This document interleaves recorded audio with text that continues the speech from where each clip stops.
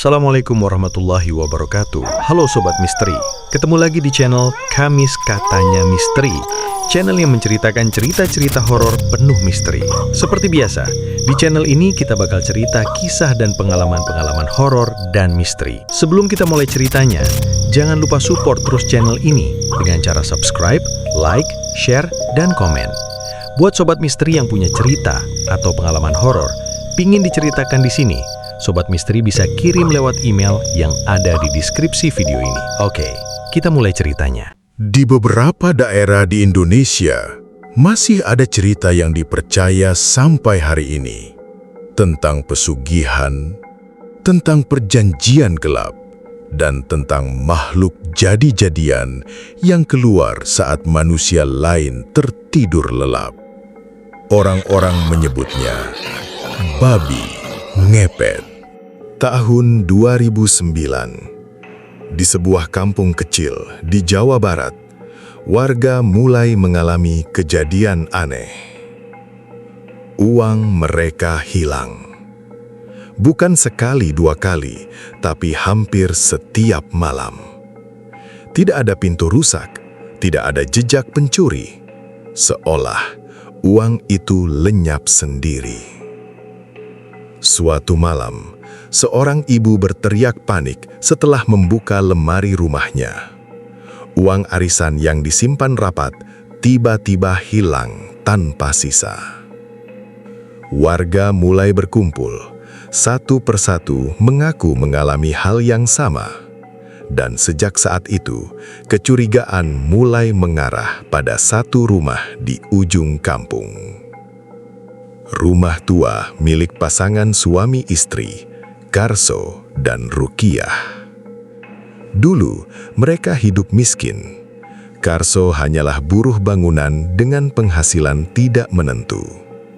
Namun anehnya, dalam beberapa bulan terakhir, hidup mereka berubah drastis. Karso membeli motor baru. Rukiah mulai memakai emas. Dan setiap kali ditanya, mereka selalu punya alasan yang terdengar dibuat-buat.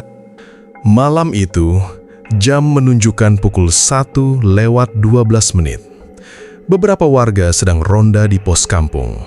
Dadang, Ujang, dan Asep. Awalnya, semua terasa biasa saja. Sampai tiba-tiba, mereka mendengar suara langkah aneh. Bukan langkah manusia, bukan juga suara anjing, tapi suara babi. Seekor babi hitam besar melintas cepat di depan mereka. Matanya merah, tubuhnya penuh lumpur, dan yang paling mengerikan, di salah satu kakinya terpasang gelang manusia. Warga langsung mengejar makhluk itu. Namun aneh, babi tersebut menghilang begitu saja, tepat di depan rumah Karso. Keesokan paginya, uang warga kembali hilang. Bahkan jumlahnya lebih banyak dari sebelumnya. Desas-desus tentang pesugihan mulai menyebar ke seluruh kampung. Sampai akhirnya, seorang ustadz bernama Ustadz Rahmat datang menemui warga. Menurut Ustadz Rahmat, jika benar itu babi ngepet, maka ada seseorang yang memeliharanya, karena makhluk itu tidak muncul begitu saja. Dan dari cerita yang mulai beredar, Karso ternyata pernah mendatangi seorang dukun di daerah Pantura. Konon, di sebuah kuburan tua, Karso melakukan ritual pesugihan. Ia diminta melepas seluruh pakaiannya, lalu berguling di atas tanah kuburan yang basah. Di tengah malam yang sunyi, seekor babi hitam muncul dari kegelapan. Dan sang dukun berkata, "Mulai malam ini, kau bukan manusia sepenuhnya." Warga akhirnya sepakat untuk menangkap makhluk itu.